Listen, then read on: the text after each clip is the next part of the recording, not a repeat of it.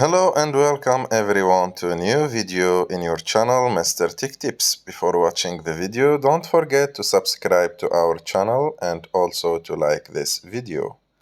In today's video, I will show you how to deactivate your Instagram account after the new update of this year. Okay, let's get started. You go and open your Instagram account, and after that you click on the three lines on the top right of the screen. After that you click on Settings and Privacy, and you choose the first option, which is Accounts Center.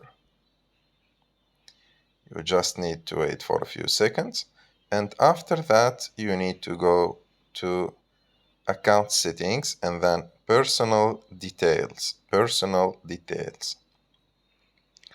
And when you enter to Personal Details, you need to choose the last option, Account Ownership and Control.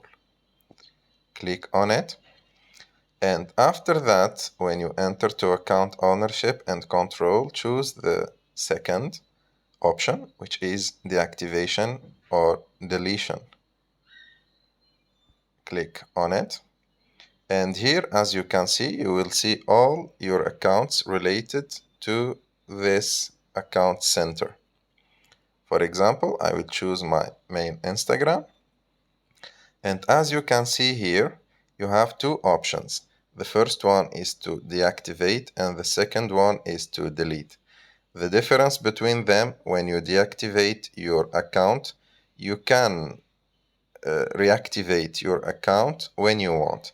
But when you delete it, you just have 30 days.